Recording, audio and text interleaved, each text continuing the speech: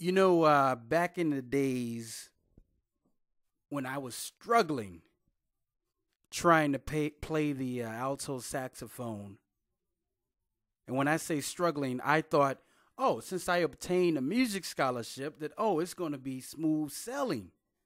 But I didn't know or really realize that, hey, the reason why I obtained this music scholarship is because I've been playing since the fourth grade. I didn't just pick up the alto saxophone last week. But I remember something that stuck with me throughout the years. I had a private teacher for the alto saxophone. And this was like a nerdy type guy. And when I mean nerdy type guy, I don't mean it in a negative way that some people, say, hey, we're going to put this guy in the locker. Because to me, nerds are really what we're supposed to be. We're supposed to be students of knowledge. But that's a whole nother discussion. But I remember something that he told me as I was struggling trying to figure out the alto saxophone. He said, you know Charlie Parker, right? I said, Charlie Parker, John Coltrane, of course I've heard of the guy. He said, one of his routines that he had, and he was telling me this to kind of lift me up a little bit and also humble me. He said, Charlie Parker practiced the alto saxophone for about 11 hours a day. And I'm sitting there with my mouth wide open. Because before I go on, I want to ask you, what skill are you focusing on 11 hours a day when we live in a world where everyone attention span is supposedly 2 to 3 minutes?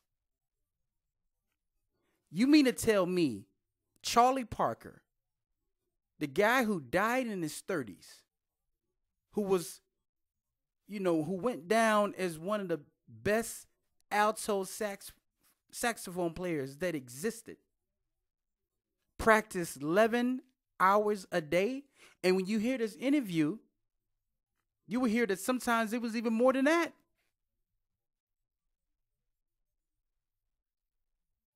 I was blown away. Because then I started asking myself, can I have the attention span to focus 11 hours a day on something? And that's the do or die question.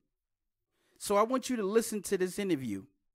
And you got to listen close because, this was done back in the days. Charlie Parker's a soft-spoken dude. So I want you to listen to this interview and ask yourself, whatever thing that you're trying to master, are you putting that much time and dedication into it? Enjoy. As music, because there's many good people playing in that record, but the style of the alto is so different from anything else that's on the record or that went before.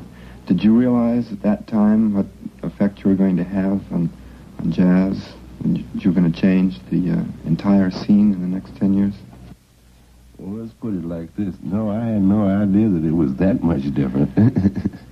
Well, I'd like to stick in a question, if I may. I'd like to know why there was this violent change, really. After all, up until this time, the way to play the alto sax was the way that Johnny Hodges and Benny Carter played alto. And this seems to be an entirely different conception, not just of how to play that particular horn, but music in general. Yeah, how to play any horn. I don't think there's any answer to. It's just the way you speaking, felt. John. Yeah, that's what I said when I first started talking. That's my first conception, man. That's the way I thought it should go, and I still do. I mean, of course, it could stand much improvement. Most likely in another 25 or maybe 50 years, some youngster will come along and take the style and really do something with it, But, I mean, ever since I've ever heard music, I thought it should be very clean, very precise, as clean as possible anyway, And more or less to the people, something they could understand, something that was beautiful, Mm-hmm.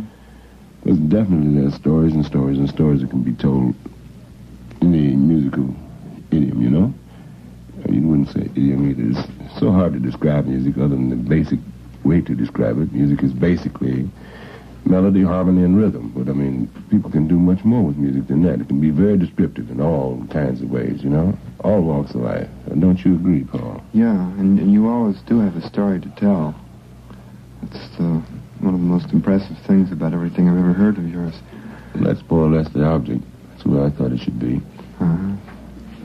Another thing that's been a major factor in your playing is this fantastic technique that nobody's quite equaled. And I always wondered about that, too, whether there was, whether that came behind practicing or whether that was just from playing, whether it evolved gradually. Well, you make it so hard for me to answer, you know, because I can't see where there's anything fantastic about it at all. I put quite a bit of study into the horn, that's true. Uh-huh. In fact, the neighbors threatened to ask my mother to move once when I was living out west. I mean, they said I was driving them crazy with the horn. I used to put in at least from 11 to 15 hours a day. Yeah, that's what I wondered. Well, that's true, yes. I did that for over a period of 3 or 4 years. Oh. Yeah. I guess that's the answer. Well, that's the facts anyway. Yeah. I heard a record of yours a couple of months ago that somehow I've missed up to date, and I heard about a 2-bar quote from the Close A book. It was like an echo from home. Oh. Yeah. Well, it was all done with books, you know.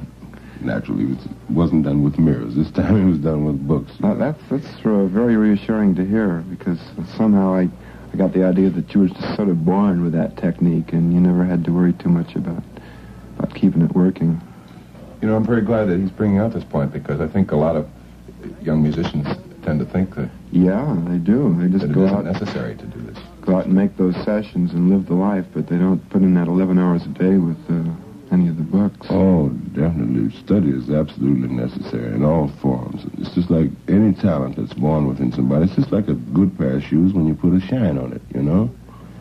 Like schooling brings out the polish, you know, of any talent that happens anywhere in the world. Einstein had schooling, but he has a definite genius, you know, within itself. Schooling is one of the most wonderful things there's ever been, you know? I'm glad to hear you say this. That's absolutely right. Yeah. Well? How about another record? Yeah. Which one should we take this time? You want to skip a little while?